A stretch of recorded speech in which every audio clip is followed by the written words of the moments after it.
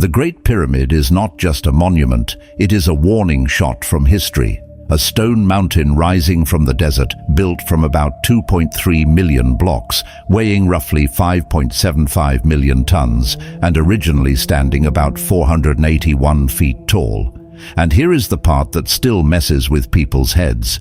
The pyramid is so precise that its sides are aligned with astonishing accuracy to the cardinal points. That is not a pile of rocks.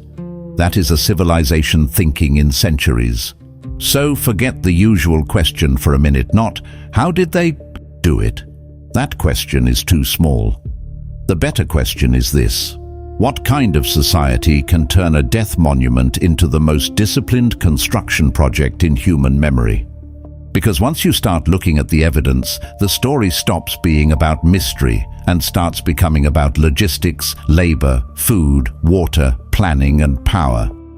The pyramid was not built in a vacuum. It was built by a machine, a human machine, and that machine only works if you understand the Nile. Ancient Egypt was not just desert and sand. It was a river civilization with a flood cycle that fed the land, raised agricultural output, and made large-scale state projects possible. Ancient engineers even reshaped the floodplain around Giza, digging canals and basins to move materials and supplies for pyramid building. In other words, the desert was the backdrop. The river was the real engine. That is why the old story about whipped slaves dragging stones across endless sand feels dramatic. But it does not fit the evidence.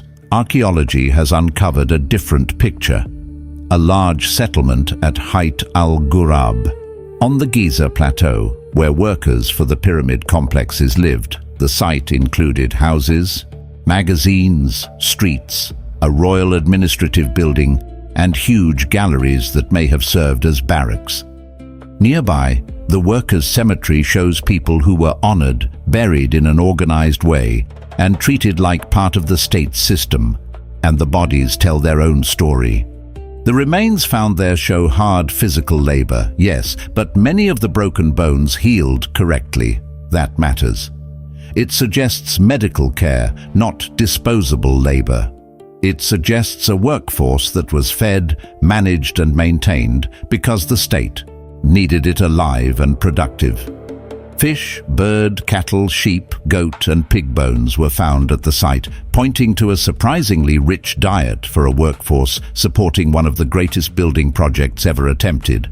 That is one reason the all slaves all the time story keeps collapsing under modern evidence. Now the real shock. In 2013, archaeologists uncovered the Diary of Mera at Wadi al-Jaf, a Red Sea harbor. It is the oldest known papyrus archive found in Egypt, and it gives us something historians almost never get for ancient history: a voice from inside the project. Mera was an inspector, not a king, not a myth, not a legend. He was a working official keeping track of people, boats, deliveries, and schedules. His logs show a state supply chain built to feed workers and move building materials into place. That diary changes everything. It shows limestone being transported from Tura across the Nile by boat, tied directly to the construction of Khufu's pyramid complex. The paper trail is so normal, it becomes unbelievable. No magic, no alien beams, no secret civilization nobody can name. Just organized shipping, careful records, and people who understood how to move heavy stone through a landscape shaped by water. The pyramid starts to look less like a supernatural event, and more like the result of a government that knew how to manage its own economy. And yes, the numbers are still insane. The Great Pyramid was built from roughly 2.3 million blocks. Many of them weighed 2.5 tons or more, and some granite blocks inside the structure were far heavier. Egyptologists still do not agree on every detail of the construction process, but the broad picture is clear. The builders probably used a combination of ramps, levers, and other lifting methods, while the white limestone casing came by boat from Tura. The scale alone is enough to make modern engineers stop and stare. One of the smartest pieces of evidence came from a simple idea that sounds almost too easy. In 2014, researchers showed that wet sand can dramatically reduce the force needed to pull heavy sledges. The trick is that the right amount of water stiffens the sand so it does not pile up in front of the sled. That means ancient artists weren't just decorating tomb walls when they painted workers pouring liquid in front of a sledge. They may have been showing an engineering solution hidden in plain sight for 4,000 years. Sometimes the answer is not more force, it is less friction. Then there is the river again. In 2024, researchers identified the Ahramat branch, a long-lost branch of the Nile running along the western desert plateau where most of Egypt's pyramids stand. The study found that many pyramid causeways lead toward this vanished waterway and terminate at valley temples that may once have served as river harbors. That changes the mental image completely. The stone blocks were not dragged through random wilderness. They were part of a transport system built around water, movement, and access. The pyramids were placed where the river could serve them. That buried river matters, because it makes the pyramid landscape feel designed. How did they lift the stone upward? That is where the debate gets messy. External ramps make sense at first, but a straight ramp tall enough to reach the top would be absurdly large.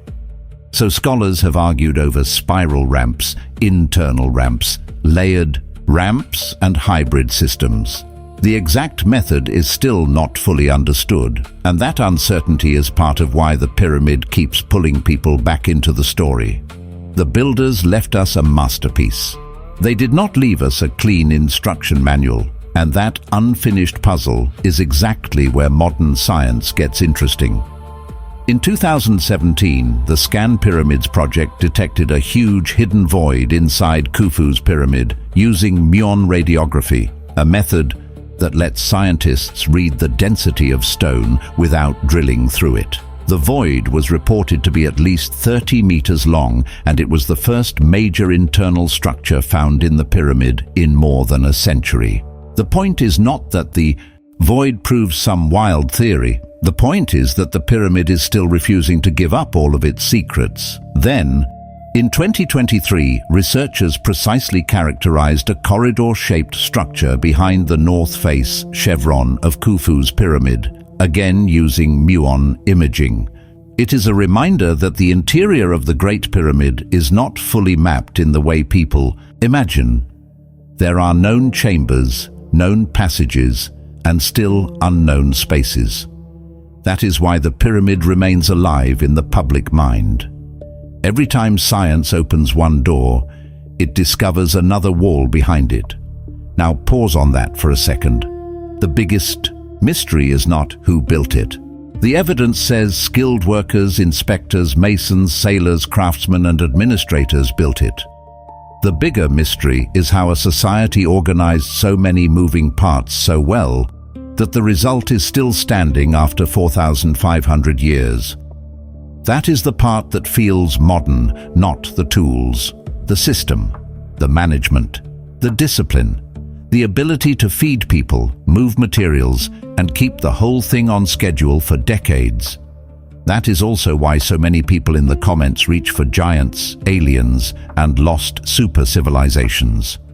On the surface, those ideas feel exciting because they explain the scale by adding something outside human experience. But the archaeology does something stranger. It makes the human story bigger. It says ordinary people, working inside a highly organized state, could do what looks impossible from a distance. That is more unsettling than any sci-fi answer, because it means the miracle was not in the stones, it was in the coordination. Look closely enough, and the pyramid becomes almost personal. A diary, a harbor, a cemetery, a worker's town, healed bones, bread, fish, cattle, careful administration. The names may be mostly lost, but the fingerprints are everywhere. These were not faceless bodies shoved into a machine and forgotten. They were people whose labor was recorded, supplied, buried, and remembered in stone.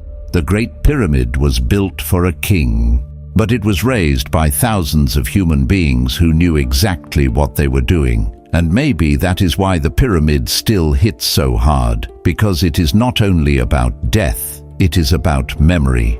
Khufu wanted something permanent, something that would outlast dynasties, invasions, and entire world orders. He got it. The empires changed. Alexandria rose and fell. Rome came and went. Mongols, Ottomans, modern states, modern cities, modern noise. The pyramid stayed, not because it was built by magic, because it was built with an obsession strong enough to organize a nation around